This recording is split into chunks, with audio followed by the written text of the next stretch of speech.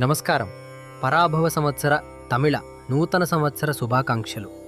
చారిత్రక పరిశోధకుడు డాక్టరేట్ మునైవర్ మహాశివనాడి జ్యోతిష్యుడు ఆ శివసామి మాట్లాడుతున్నాను. ఈ పరాభవ సంవత్సరానికి సంబంధించిన 12 రాసుల గురించి మాత్రమే ఇప్పుడు చూడబోతున్నాము. ఈ 12 రాసుల యొక్క ఫలితాలను విడివిడిగా మహాశివనాడి నుండి సేకరించి రాసి మీకు ఇప్పుడు నేను ఇవ్వబోతున్నాను. ఈ విశ్వం నవగ్రహాల ఆధారంగానే నడుస్తోంది. వేదాల నుండి పుట్టిన జాతక ఫలితాలకు 4,50,000 పద్యాలు, పాటలు ఉన్నాయి. సర్వమూ తెలిసిన సహదేవుని వల్ల మాత్రమే ఆ ఫలితాలను చాలా ఖచ్చితంగా చెప్పడం సాధ్యమవుతుంది. కానీ ఒకే ఒక రాశిని, అంటే ఒక రాశిని మాత్రమే బేస్ చేసుకుని తన పూర్తి ఫలితాలను చెప్పడం అనేది అసాధ్యమైన పని. అలా ఒక రాశి ఫలితాన్ని చెప్పేవాళ్లు వాళ్ల అనుభవాన్ని బట్టి, గోచారాన్ని బట్టి కొంచెం ఫలితం చెప్తారు. అది మనకు జీవితంలో కొంతవరకు సరిపోవచ్చు. కానీ ఇప్పుడు మీరు వినబోయేది మహాశివనాడి నుండి, అంటే మునుల చేత వ్రాయబడిన మహాశివనాడి నుండి సేకరించి రాసి మీకు నేను చెప్పబోతున్నాను. అందువల్ల ఈ ఫలితాలను సాధారణ ఫలితాలుగా భావించకుండా, అంటే అందరూ చెప్పే రాశి ఫలాలుగా చూడకుండా, దీనిని మీరు చాలా సూక్ష్మంగా గమనించవలసి ఉంటుంది.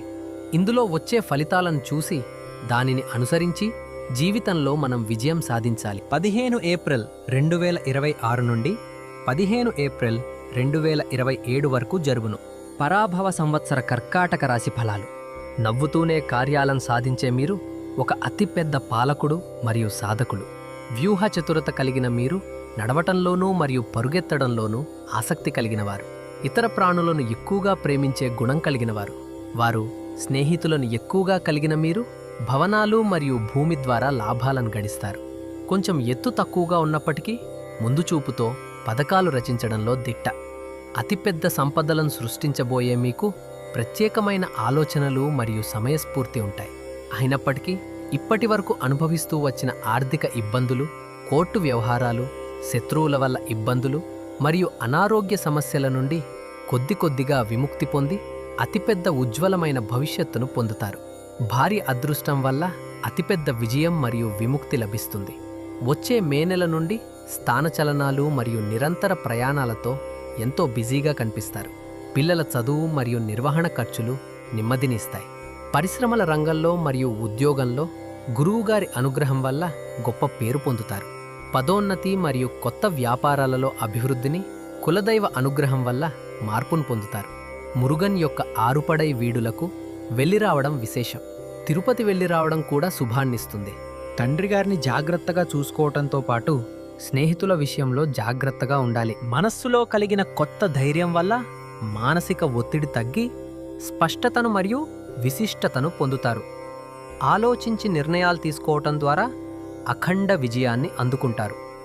పిల్లల వల్ల కలిగే చిన్నపాటి కలతలను తొలగించి ధైర్యంతో జీవితాన్ని విజయపదంలోకి మారుస్తారు. దూర ప్రయాణాలు అలసటను కలిగించినప్పటికీ వాటి వల్ల గొప్ప ప్రయోజనాన్ని పొందుతారు. రాజకీయం, ప్రభుత్వ శాఖలు, రియల్ ఎస్టేట్ మరియు భవన నిర్మాణం వంటి రంగాలు కలిసి వస్తాయి. భార్యతో వాదించకుండా వారిని అర్థం చేసుకోవటానికి ప్రయత్నించండి. తోబుట్టువుల ఆరోగ్యం పట్ల శ్రద్ధ అవసరం. సాధారణంగా ఈ సంవత్సరం ఒక ఉత్తమ సంవత్సరం. మీరు కన్యా రాశి వారి వద్ద, ధనుస్సు రాశి వారి వద్ద మరియు కుంభరాశి వారి వద్ద చాలా జాగ్రత్తగా ఉండాలి. ఒకవేళ ఈ రాశివారు మీ కుటుంబ సభ్యులైతే వారికి లొంగి ఉండి శాంతియుతంగా వెళ్ళడం మంచిది.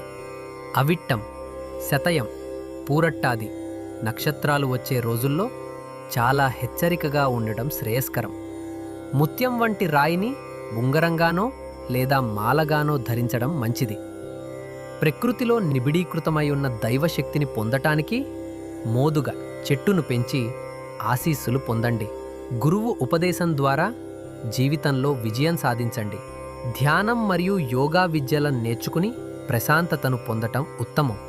నా ఉద్దేశం ఏంటంటే, ఈ ఫలితాలు మీరు మాత్రమే అనుభవించకుండా అందరికీ, మీ స్నేహితులకు మరియు మీ బంధువులకు దీన్ని షేర్ చేసి వాళ్ళు కూడా మేలు పొందేలా చేయండి.